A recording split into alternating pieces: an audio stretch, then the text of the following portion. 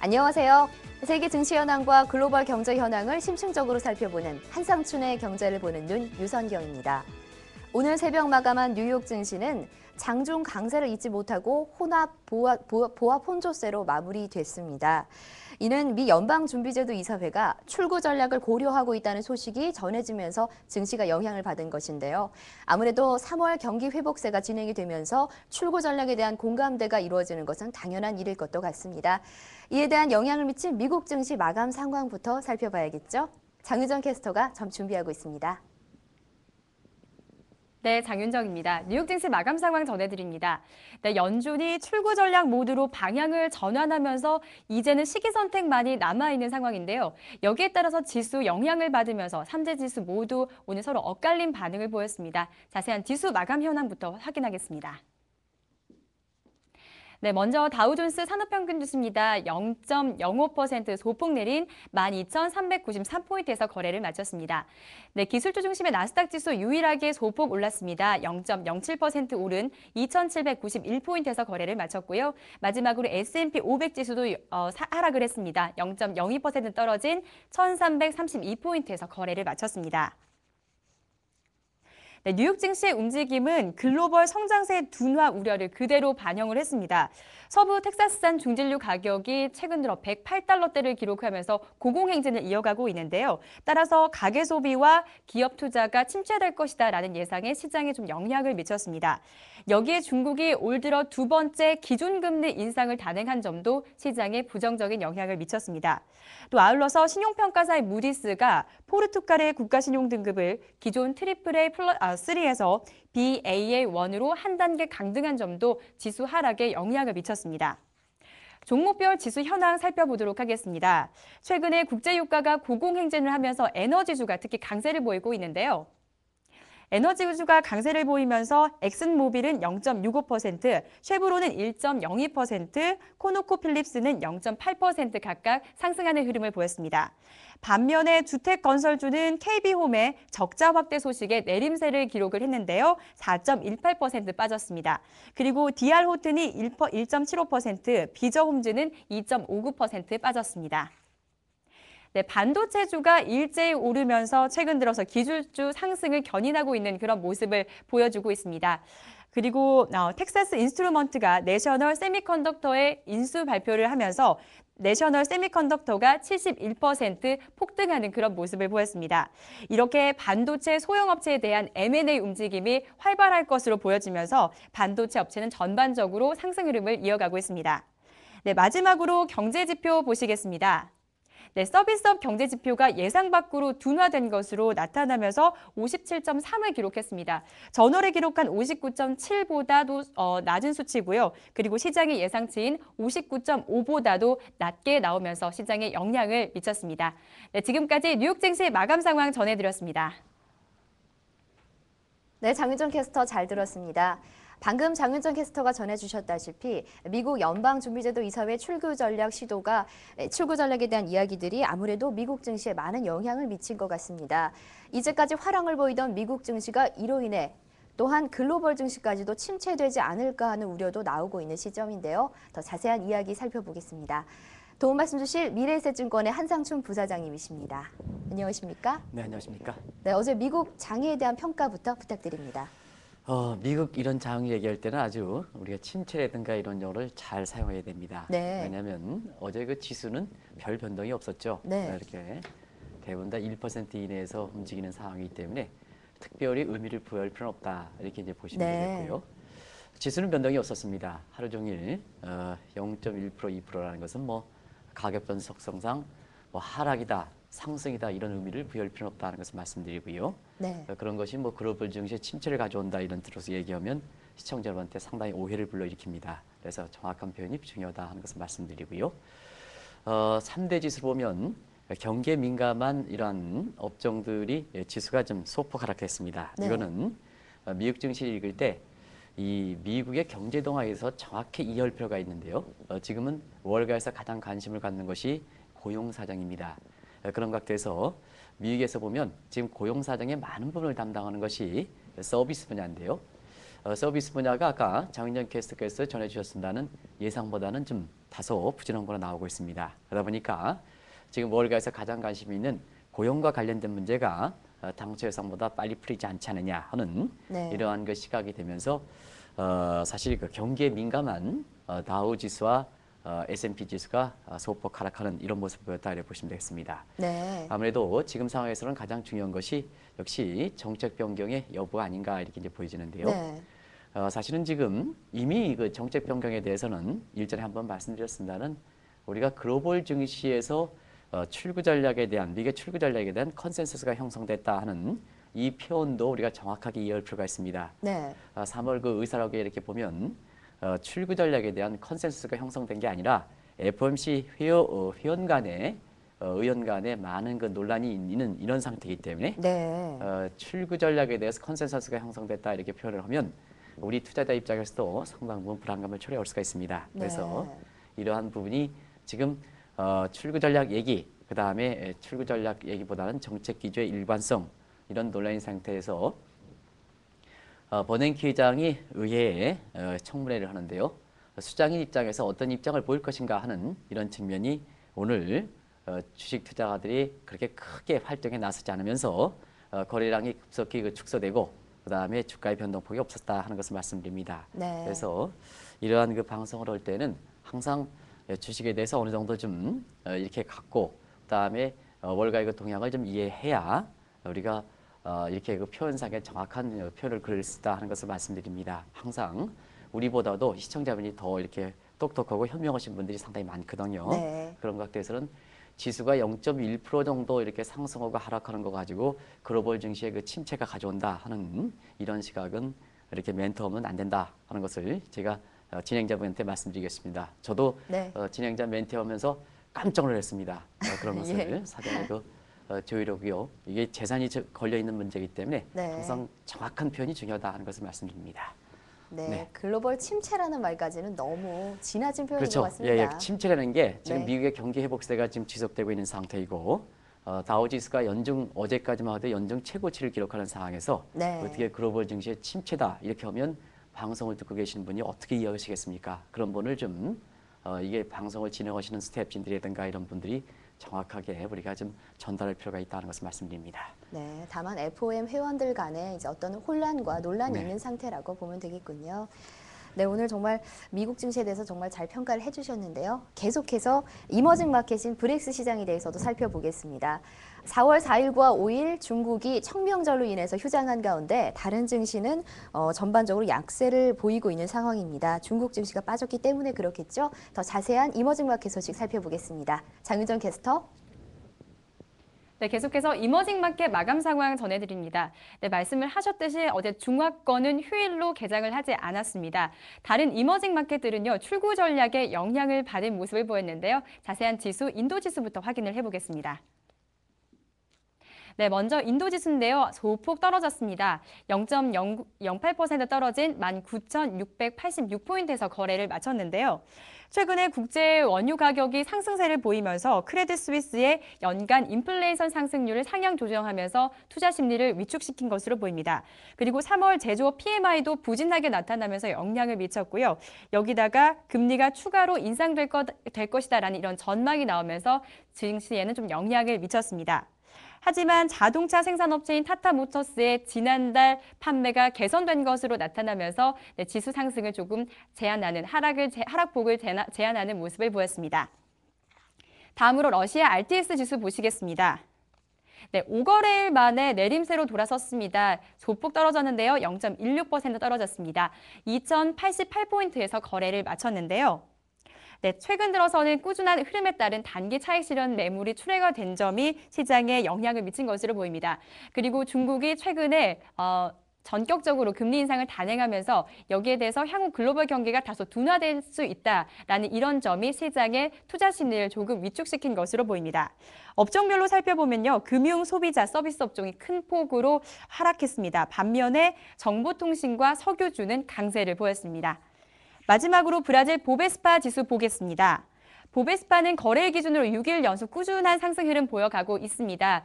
69,837포인트에서 거래를 마치면서 10주 내에 최고치를 기록한 모습을 볼 수가 있습니다. 중앙은행이 올해 인플레이션 상승률을 하향 조정하면서 물가 상승에 대한 우려가 시장에 다소 줄어들면서 투자 심리가 개선된 것으로 보입니다. 또 실적 개선 전망으로 주택개발주가 큰 폭으로 올랐습니다. 그리고 항공사 탐사도 인수합병 소식으로 긍정적으로 작용이 됐습니다. 지금까지 이머징 마켓 마감 상황이었습니다.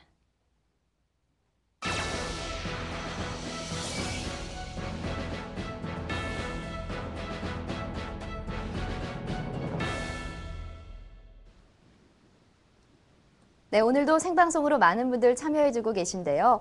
모도리님, 무심님 등 많은 분들 참여하고 계십니다. 궁금한 점 있으시면요. 실시간으로 질문 주시면 저희가 우선 답변해드릴 테니까요. 많은 참여 부탁드립니다. 네, 당초 예상과 달리 엔화 약세가 빠르게 진행이 되고 있습니다.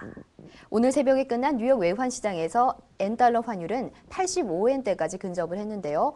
최저 76엔대까지 떨어졌던 것을 생각을 해보면 정말 빠르게 진행이 되고 있는 상태입니다. 이에는 또 엔캐리 자금과도 관련이 돼 있기 때문에 많은 사람들의 관심이 집중되고 있는데요. 그래서 오늘은 엔캐리 자금, 그 향방과 일본 상황에 대해서 살펴보겠습니다. 네, 한상춘 부사장님. 네네. 네, 먼저 지금 환율의 움직임이 사실 심상치가 않습니다. 이 움직임부터 짚어주시죠. 네. 아침에 좀 따끔한 얘기하니까 진행자께서 표정이 많이 굵으신 것 같아요. 네. 국내 투자 입장에서는 이 엔화 약세되는 부분은 우리 증시 입장에서 좋은 그 소식이니까 지금부터 좀 밝게 진행하시기 바랍니다. 네. 사실 대진 사태 직후에 엔달러 환율이 76엔대까지 갔습니다. 네. 이것이 일본 경제를 상당히 어렵지 않겠느냐 하는 이런 시각이 퍼지면서 일부 그 증시 전문가들 사이에서는 대진 사태에 따른 그 복구의 그 어떤 자금 수요 때문에 엔달러 환율이 그 70엔대 초반으로 엔화가 초강세되지 않겠느냐. 그러면 네. 엔화가 초강세되면 국내 증시에 유입됐던 엔캐리 자금이 청산되면서 국내 증시도 상당히 어려울 것이다. 이렇게 분석을 하는 사람들이 있었습니다는 사실 이 방송을 통해서도 네. 이 대진 사태 이후에 일본의 엔화 자금 수요는 해외에서 자금을 그렇게 회수하는 것보다는 일본 자체적으로 해결해야 된다 하는 각도에서 궁극적으로 일본의 엔화 가치는 약세로 돌아서지 않겠느냐 이렇게 이제 말씀을 드려왔습니다는 네. 최근에는 그런 방향으로 빠르게 이렇게 엔화 가치가 약세를 보이고 있다 이렇게 보시면 됐습니다. 네. 말씀대로 대진 사태 직후에 엔달러 환율 76엔대까지 올랐습니다. 그러나 G7의 그 엔화 약세 유도를 하기 위한 시장 개입을 계기로 해서 엔화가 약세 국면으로 전환되기 시작했는데요. 네. 오늘 새벽 끝난 뉴욕 외환시장에서 보면 엔달러 환율이 85엔대에 근접하는 모습을 보이고 있습니다. 네. 그리고 우리가 통화치를 이렇게 읽을 때는 엔화 약세냐 강세냐 할 때는 특정 통화, 미 달러에 대해서 이렇게 분석하는 시각도 있습니다는 네. 유로라든가 다른 통화에 비해서 통화에 대해서도 엔화가 약세일까 하는 것이 국제 간 자금 흐름이라든가 엔화의 그 약세의 어떤 건전도, 질적인 측면에서 뒷받침 이런 것을 또 원인을 짚어보는데 상당히 중요한 대목이다 이렇게 생각하는데요. 네. 지금은 엔화 약세가 미 달러뿐만 아니라 유로라든가 모든 통화에 대해서 약세를 보이는 것이 지금의 엔달러 환율의 모습이다 이렇게 보시면 됐습니다. 네. 그래서 그런지 어제 같은 경우는 국내 그 외환시장에서 보면 엔화 부채를 갖고 있는 분이 가장 반기였죠. 네. 원엔 환율이 이렇게 100엔당 1,300원 밑으로 또 붕괴되는 이런 모습인데요. 네. 전반적으로 놓고 보면 당초 예상보다 엔화 약세가 빠르게 진전되고 있다 이렇게 보시면 그렇죠. 되겠습니다. 네네. 네. 아까 말씀하셨다시피 정말 16년 만에 사실 16년 만에 최저치로 알고 있어요. 76엔대가 당시에. 그런데 지금 빠르게 회복이 되고 있는데 말씀하신 대로 G7 그 회원국들의 모임 이후에 또 빠르게 변화가 되고 있는 모습인데 이런 약세가 갑자기 빠르게 이어지는 뭐 특별한 이유라도 있는 건지요? 일단 엔달러 환율이 76엔대는 16년 네. 만에 아니고 사상 그 최저치입니다. 사상 네, 최저치군요. 사상 최저치였고요. 네. 그래서 79엔대가 1995년 4월 18일 날 동계외환시장에서 정확하게 11시 3분에 기록한 것이 79.76엔이니까 76엔대는 엔달러 역사상 가장 낮은 수준이다. 다시 한번 정정해 드립니다. 그렇군요. 예. 그리고 이렇게 많이 엔화가 강세됐던 부분이 약세가 되는 데에는 역시 일본이 그 대진 사태 이후에 원전의 핵 붕괴 이후 이 문제가 결정적인 계기가 된 것이 아닌가 생각합니다. 네. 일본의 그 원전 핵 붕괴 이후에 일본 경제에 대해서 어떻게 보면 지금 경제를 여러 가지 풀어가지 않은 상태에서 일본의 대진 사태가 고베 그 대진 사태를 계기로 한다면 샤크 독트린이 되지 않겠느냐, 일종의 경기가 회복될 수 있는 결정적 계기가 되지 않겠느냐, 이런 낙관적 시각도 있었습니다는 네. 원전의 핵 붕괴 이후에 일본 경제의 어떤 그 장기한 침체 국면 이런 것이 오래 지속될 것이다 하는 비관론이 바뀌면서 엔화 약세로 이렇게 나타나고 있다 이렇게 보시면 되겠고요. 네. 또 한 가지는 계절적으로 3월 회계연도가 마무리됐습니다. 네. 시청자분은 아시겠지만 일본은 회계연도가 4월 1일부터 매년 3월 말까지이기 때문에 통상적으로 해외에 나가 있는 기업과 금융사들이 3월 말 회계연도 결산 앞두고 해외에 있는 엔화 송금을 본고로 하는 과정에서 네. 엔화 수요가 되고 전통적으로 이때를 시기로 해서 엔화가 강세가 된다 하는 것을 잘 아시고 이렇게 보이는데요. 예. 사실 회계연도 결산이 끝남에 따라서 이러한 그 계절적인 측면에서 엔화 강세 요인이 풀리는 것도 엔화 약세를 부추기는 요인이다 이렇게 보시면 되겠습니다. 네. 그리고 국제적인 분위기를 볼 때는 사실 지금은 일본의 그 경제가 좋기보다는 일본 경제가 세계에서 차지하는 비중이라든가 이런 걸 감안해 볼 때 역시 일본 경제가 장기 침체되면 세계 경제라든가 국제금융시장 입장에서도 별로 바람직스럽지 않지 않느냐 하는 네. 차원에서 지금의 그 어려움을 겪고 있는 국가들한테는 좀 통화적인 측면에서는 풀려줘야 되지 않느냐 하는 이런 그 엔화 약세에 대한 어느 정도의 그 공감대가 형성되어 있는 것도 국제 외환 시장에서 엔화가 약세가 빠르게 전개되는 요인이지 않냐 이렇게 보고 있습니다. 네. 여기에 최근에 엔화 약세의 가장 큰 주범으로 등장하는 것은 이 엔캐리 자금이 청산보다는 일본 내에서 네. 엔화 차입을 일으켜서 밖으로 오히려 빠져나가는 소위 그 엔캐리 자금의 이런 일본 내에서 밖으로 빠져나가는 이 과정에서 엔화를 버리는 이런 과정이 지금 엔화 약세를 부추기는 요인이다 이렇게 보시면 되겠습니다. 네. 엔캐리 자금. 아까 말씀하셨다시피 저희 시청자분들 상당한 식견을 가지고 계신 거 알고 있습니다. 그런데 어쨌든 엔캐리 자금이란 용어가 조금은 생소하다 하시는 분들도 있을 수 있거든요. 엔캐리 자금에 대해서 먼저 자세히 짚어주시고 넘어가시죠. 네, 많이 등장할 겁니다. 네. 이 캐리 자금의 형태가 앞으로는 많이 등장할 겁니다. 엔캐리 자금뿐만 아니라 달러 캐리 자금, 유로 캐리 자금. 왜냐하면 정책의 변경 가능성이 지금 나오기 때문에 네. 금리 차가 뭐 축소된 아니면 확대되든 이렇게 엔캐리 자금뿐만 아니라 달러 캐리 자금, 유로 캐리 자금이 앞으로 이 방송을 통해서 많이 나올 거로 이렇게 보이는데요. 통상적으로 캐리 트레이드 자금이라는 것은 금리 차와 그 다음에 환차익을 겨냥한 자금이다. 그래서 자금의 종류에서는 여러 가지가 있습니다는 그중에서 금리 차를 겨냥한 자금이다 이렇게 보시면 되겠습니다. 네. 그래서 이 캐리 트레이드 자금에서는 크게 그 포지티브 캐리 트레이드와 네거티브 캐리 트레이드가 있는데요. 네. 이 포지티브 캐리 트레이드 자금은 금리가 낮은 지역에서 금리가 높은 지역으로 순방향적으로 이렇게 자금이 가는 것을 소위 포지티브 캐리 트레이드다 이렇게 보시면 되겠고요. 네. 거꾸로 여건이 바뀌어서 투자했던 국가에서 자금 차익국으로 거꾸로 이렇게 이동하는 것을 네거티브 캐리 트레이드다 이렇게 보시면 되겠습니다. 네. 그리고 이 엔 캐리 자금, 그 다음에 유로 캐리 자금, 달러 캐리 자금이라는 것은 자금을 빌릴 때 어떤 국가에서 빌릴 것인가. 예를 들어서 일본에서 빌릴 경우에는 엔 캐리 자금, 그다음 미국에서 빌릴 때는 달러 캐리 자금, 네. 유럽에서 빌릴 때는 유로 캐리 자금이다 해서 자금의 원천별로 그렇게 불린다 이렇게 보시면 되겠고요. 또 이 자금들을 주도하는 사람들이 대부분 다 여성들입니다. 그래서 엔캐리 자금을 주도하는 것은 일본에서 가장 흔한 성인 와다메를 따서 와다나베 부인이 주도한다. 네. 뭐 많이 들으셨을 거 이렇게 보이고요. 네. 그다음에 달러 캐리 자금을 주도하는 것은 미국에서 가장 흔한 성인 스미스를 따서 스미스 부인이 주도하고요. 네. 그다음에 유로 캐리 자금은 사실 유로 캐리 자금은 우리가 이 독일의 경제 여건이 상당히 좋아서 네. 독일의 가장 흔한 성을 따서 붙여야 되겠습니다는. 네. 국제적으로 보면은 독일이 경제 여건이 가장 좋다 하더라도 2차 세계대전의 전범이기 때문에 일종의 국제금융시장에서는 낙인 효과, 스티그마 효과가 있습니다. 네. 이 낙인 효과라는 것은 아마 시청자분께서 과거 모 TV에서 추노라는 그런 네. 거인데요. 아마 그 추노에서 보면 노예를 쫓아갈 때 그 흔적이 이렇게 노예라는 탁 찍지 않습니까? 네. 그게 바로 국제사회에서 보면 뭐 낙인 효과. 저는 뭐 개인적으로 여러 가지 강의 장소에서 추노 이펙트라는 표현을 쓰는데요. 네.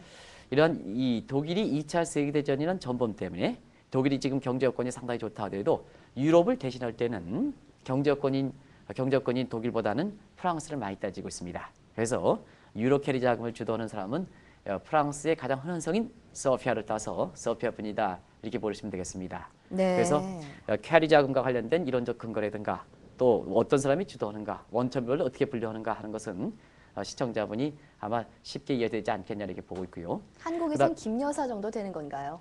그렇게 볼 수는 없죠. 네네.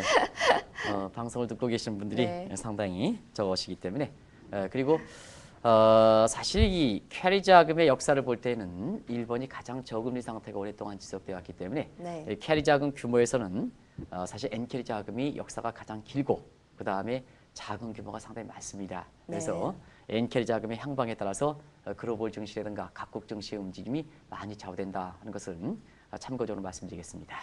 네, 금리 차와 환차익을 이용해서 이득을 얻고자 하는 것이 바로 엔캐리 트레이드라고 아니죠, 캐리 트레이드라고 볼 수가 있겠군요. 네, 그렇습니다. 특히 N을 이용하게 되면 엔캐리 트레이드군요.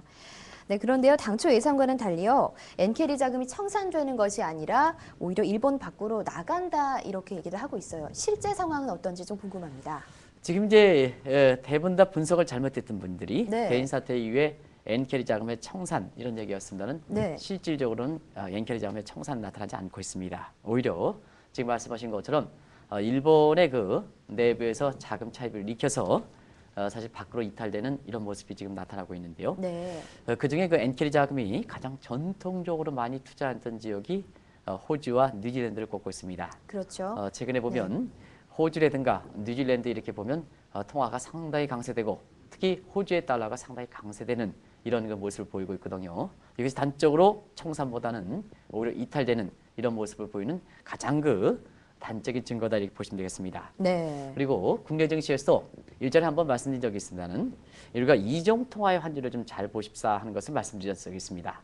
그런 각도에서 이종 통화도 원인 환율이 빠르게 이렇게 떨어짐에 따라서 결국은 N자금 입장에서는 이 원인 환율이 빠르게 떨어질 때는 사실 국내에 그 투자하면 그만큼 환차익이 기대된다는 이런 얘기가 시사점을 던져주거든요. 네. 그런 각도에서 국내 증시에서 일부 그 전문가들이 엔캐리 자금의 청산보다는 대진 사태 이후에 지금까지 엔캐리 자금이 오히려 많이 유입되고 있습니다. 그래서 지금의 그 국내 외국인 자금 이것이 주가를 끌어올리는 가장 큰 이렇게 주 요인인데요. 과거에는 달러 캐리 자금 이런 그 미국계 자금들이 주도했습니다는 지금은 유럽계 자금을 제외한 미국계 자금, 엔화 자금, 차이나 머니, 이슬람 머니 해서 상당히 국내 증시에 들어왔던 자금의 원천이 다양화되는 측면도 바로 그런 측면에서 이해될 수 있다 이렇게 보시면 되겠습니다. 네. 그래서 실제는 그 청산 우려와 달리 자금이 많이 이탈되는 일본에서 이탈되는 이런 모습을 보이는 것이 글로벌 증시를 좀 지금 좋은 흐름이 전개되는 큰 요인 중에 하나다 하는 것을 말씀드립니다. 네, 그러니까 대지진 직후에 많은 사람들이 청산 우려 시각을 가지고 있었지만 네네. 오히려 실제로는 엔캐리 자금이 이탈되고 있는 현상을 보이고 있군요. 그렇습니다. 네네. 그러면 궁금한 게요, 엔캐리 자금의 이탈 앞으로도 계속 진행이 될까요? 결국 이제 정책 변경에 따라서 네. 각국 간에 이렇게 금리 차례든가 환차익이 어떻게 될 것인가 하는 이런 측면을 우리가 살펴봐야 그 질문에 대해서 정확한 답을 해드릴 수 있을 거로 보이는데요. 네. 일본은 사실 지금 상태에서 금리를 변경하기 어렵습니다. 네. 그렇다고 해서 금리를 더 내리기도 어렵습니다. 왜냐? 금리가 제로금리 상태이기 때문에. 그렇죠. 그런 상태에서 지금의 일본 경제 여건을 본다면 상당 기간 동안 제로금리 상태를 유지하지 않겠냐 이렇게 보고 있습니다. 반면에 미국과 유럽 같은 이러한 그 선진국들 같은 경우는 지금 상태에서 보면 경제 여건이 비교적 좀 괜찮기 때문에 정책 변경의 가능성이 지금 예견되는 상황이거든요. 네. 특히 내일 우리가 유럽 중앙은행에서는 금리가 올라갈 거로 이렇게 보는 것을 미리 짚어드렸었는데요. 네. 그런 각도에서는 같은 선진국이라 하더라도 일본과 다른 선진국 간의 금리 차가 벌어질 가능성이 있습니다. 그리고 그렇죠. 신흥국 중에서 전통적으로 이렇게 투자하는 뉴질랜드라든가 호주 같은 물론 이제 이 국가들은 이제 이렇게 신흥국은 아닙니다는 선진국의 일부 국가 신흥국 냄새를 풍기는 이런 국가들 같은 경우에도 사실 금리 차가 더 벌어질 거로 이렇게 보이고요. 네. 그다음에 한국과 중국과는 어떠냐 하면 여러분 이제 아시겠습니다는 중국은 계속해서 금리를 올리고 있습니다. 물론 그렇죠. 과거보다 금리 인상 속도라든가 폭이 좀 조정되고 있습니다는 여전히 인플레 기대 심리를 차단시키기 위해서 이번 주에도 기준금리를 한 단계 더 끌어올렸는데요. 네. 또 한국도 지금의 기준금리가 3%인 점을 감안해 볼 때 지금 인플레 상황을 정책 우선순위를 두고 있고 또 사실 코스트푸시 측면에서 인플레 요인이 되다 하더라도 금리 인상이 인플레 기대 심리를 차단시키는 효과는 굉장히 크기 때문에 금리는 사이 베이비 스텝 방식으로 이렇게 계속해서 올라간다면 네.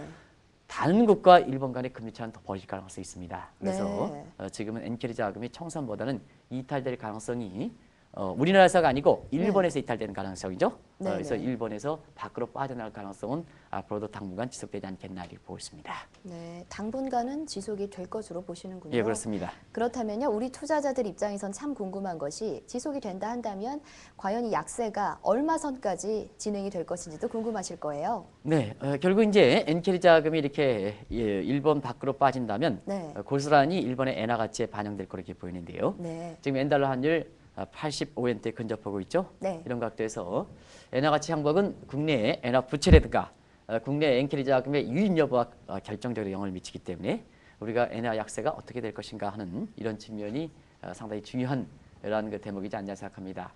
현 상태에서 엔화 향후 전망에 대해서 물론 시각이 엇갈린 측면도 있습니다. 네. 일본의 그 대지진 복구에 따라서 본격적으로 복구가 진행될 때는 네. 엔화 자금 수요가 증가해서 엔화 가치가 다시 강세가 될 것이다 이런 시각도 있습니다는 네. 사실상 그런 전망보다는 오히려 지금 상태에서 보면 일본의 그 경제 여건이 장기 오랫동안 지속된다면 또 과거처럼 일본 엔화 자금이 애국심이라든가 이런 측면이 약화된 측면을 감안한다면 네. 엔화 약세가 지속되지 않겠나 이렇게 보고 있는데요. 네. 결과적으로 보면 지금의 입장에서 보면 엔달러 환율이 85엔대 이상으로 올라갈 것은 기정사실화되는 분위기가 국제 외환시장에서 엔화에 대한 포지션입니다. 네. 우리가 방송을 위해서 오늘 새벽에 끝난 뉴욕 환시에서 엔화에 대한 포지션을 이렇게 보면 확실하게 엔화 약세에 대해서 베팅하는 시각들이 있기 때문에 엔달러 환율이 당분간은 가까운 시일 내에 85엔대 진입할 거로 이렇게 보고 있습니다. 그리고 향후에 어느 선까지 올라갈 것이냐 하는 측면에서 보면 국제사에서 미사 네. N으로 통하는 사카케바라 아마 이분은 시청자분도 잘 아실 거로 봅니다. 네. 주식에 대해서 많은 식견을 갖고 있으신 분 같은 경우는 이 사카케바라라는 사람이 어떤 사람인가 하는 것은 잘 아실 거로 보이는데요. 이분 같은 경우에는 엔달러 환율이 앞으로도 90엔 넘어가는 것을 그렇게 깜짝 놀랄 만한 일은 아니다 하는 것을 말씀하셨는데요. 네. 사실 이것은 일본 경제의 지금의 침체 국면에서 벗어나기 어렵다는 점, 그 다음에 일본이 지금 기업이라든가 엔캐리 자금 입장에서 오히려 밖으로 더 선호되는 점, 이런 거를 감안해서 이런 전망치가 나오는 것이 아닌가 생각합니다. 네. 그런 각도에서 엔화가 이렇게 약세가 더 지속될 때는 지금 어제 같은 경우에는 은행 창구가 많이 붐볐다 그래요. 그동안 엔화 부채를 갖고 네. 이렇게 개인병원을 지신 분이라든가 이런 분 같은 경우에는 상당히 그동안 원인 환율이 1,400원대 이렇게 근접하는 과정에서 굉장히 부자 부담이 높았었거든요. 네. 그러다 보니까 갑작스럽게 1,290원대 가다 보니까 빨리 서둘러 갚아야 된다 해서 은행 창구에 상당히 문의라든가 네. 실제 갚는 사람이 많으신 그런 걸 알고 있는데요. 네. 좀 더 기다리시는 것이 지금 상태에서는 엔화 부채에 따른 원리금 상환 부담을 좀 줄여주는 것이다 해서 네. 개인적으로는 이전에 한번 말씀드렸다시피 가능한 엔화 부채 상환은 될 수 있는 대로 좀 연기시키는 것이 지금도 낮아졌습니다는 옛날에 비해서는 낮아졌습니다는 좀 더 원리금 상환 부담을 줄이는 방법이다 하는 것을 말씀드립니다. 네. 지금 실시간으로 질문이 올라오고 있습니다. 답변 간략하게 좀 부탁드릴게요. 네네. 청년재벌님의 질문인데요. 캐리 트레이드 자금들은 단기적으로 증시에 영향을 끼치지만 결국에는 금리가 비슷해져서 장기적으로는 별 영향이 없지 않을까라는 생각을 하신다고 하셨고요. 호경맘의 질문도 있는데요. 일본 대지진 피해 규모가 커지면 피해 복구 자금의 수요도 높아지고 엔화의 수요도 같이 올라가지 않을까요? 그렇게 되면 엔화 강세로 전환되는 것이 우려가 된다고요. 네. 일단 그 청년 재벌인 같은 경우는 경제 식견이 상당히 높으신 것 같아요. 네, 그동안 이제 항상, 예. 문의내 하시는 내용 보면 경제학을 저도 전공한 사람입니다는 상당히 경제 식견에 대해서 높으신 분이 아닌가 생각하는데요. 네. 그래서 캐리 트레이드 자금을 보통 투기성이 강한 자금이다 이렇게 보시면 되겠습니다. 그래서 그러한 그 지적은 정확한 표현이다 이렇게 보시면 되겠는데요. 네. 그런 것 같아서 항상 외국 자본을 이길 때는 자금의 질적인 측면을 생각합니다. 그래서 단기의 주가라든가 이런 부분은 캐리 트레이드 자금의 유입 여부를 우리가 점검하되 네.